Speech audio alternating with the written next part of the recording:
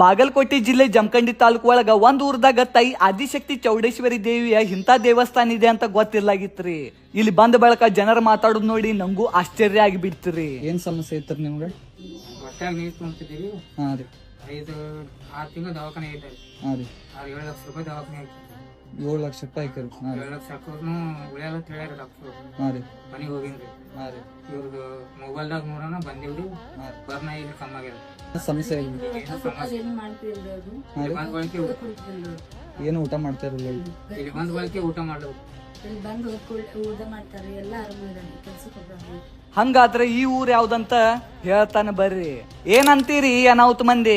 ನಾ ಇವತ್ತು ಬಂದ್ ಬಿಟ್ಟೇರಿ ಜಮಖಂಡಿ ಸಮೀಪದಾಗಿರುವ ಆದಿಶಕ್ತಿ ಚೌಡೇಶ್ವರಿ ತಾಯಿಯ ದರ್ಶನ ತಗೊಳಕ ಗಜಾನನ ಅಪ್ಪಾಜಿ ಅವರ ಹೊಸ ಮಠಕ್ರಿ. ಇಲ್ಲಿ ಬಂದ್ ನೋಡಿದ ಬೆಳಕ ಇಲ್ಲಿ ಬಂದಿರುವ ಮಂದಿ ನೋಡಿ ಶಾಕ್ ಆಗಿ ಬಿಟ್ಟೇರಿ. ಇಲ್ಲಿ ದೂರ ಊರ್ದಿಂದ ಶನಿವಾರ ರವಿವಾರ ಬಂತಂದ್ರ ಜನ ಇಲ್ಲಿ ಅವ್ರವ್ರ ಸಮಸ್ಯೆಗಳನ್ನ ಪರಿಹಾರ ಮಾಡ್ಕೊಳಕ ಇಲ್ಲಿ ಬರ್ತಾನೆ ಇರ್ತಾರ್ರಿ. ಯಾಕಂದ್ರ ಹಾಸ್ಪಿಟಲ್ದಾಗ ಆಗದೆ ಇರುವ ಯಾವ್ದು ಕಾಯಿಲೆ ವಾಸಿ ಇಲ್ಲಿ ನಿವಾರಣೆ ಆಗ್ತಿತ್ರಿ. ಅದು ಯಾವ್ದು ಕಾಯಿಲೆ ಇರ್ಲಿರಿ, ಕೈಕಾಲ್ ನೋವು, ಶರೀರದ ಯಾವ್ದು ನೋವು, ಏನಾದ್ರೂ ಮಾನಸಿಕ ತೊಂದರೆ, ಮತ್ ಇದನ್ನ ಬಿಟ್ಟು ಮನೇದ ಏನು ಸಮಸ್ಯೆ ಅಂದ್ರ ಹಣಕಾಸಿನ ಸಮಸ್ಯೆ, ಹಿಂಗ ಏನು ಇದ್ರು ಇಲ್ಲಿ ಬಂದ್ ಬೆಳಕ ಪರಿಹಾರ ಆಗ್ತಿತ್ರಿ. ನಿಮ್ ಮನ್ಯಾಗ ಬಿ ಹಿಂಗ ಏನು ಸಮಸ್ಯೆ ಇದ್ರೆ ಜಮಖಂಡಿಯಿಂದ ಬರೀ 10 ಕಿಲೋಮೀಟರ್ ಅಂತರದಾಗಿರುವ ಜಕನೂರ್ ಊರಿಗೆ ಇಲ್ಲಿ ಭೇಟಿ ಕೊಡ್ರಿ. ಮತ್ತ ನಿಮ್ ಫ್ರೆಂಡ್ಸ್ ರಿಲೇಟಿವ್ಸ್ ಯಾರಿಗೂ ಹಿಂಗ ಸಮಸ್ಯೆಗಳಿದ್ರೆ ಈ ವಿಡಿಯೋ ಅವ್ರಿಗೆ ಶೇರ್ ಮಾಡ್ರಿ.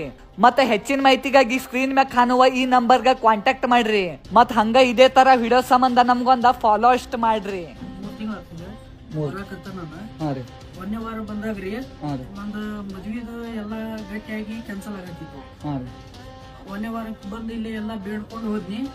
ಮರನೇ ವಾರಕ್ಕಂದ್ರೆ ನಂದೆಲ್ಲ ಗಟ್ಟಿಯಾಗಿ ಫಿಕ್ಸ್ ಆಗಿತ್ತು. ಅವಾಗಿಂದ ನಾನು ಕಂಟಿನ್ಯೂ ವಾರ ಬರ್ತೀನಿ.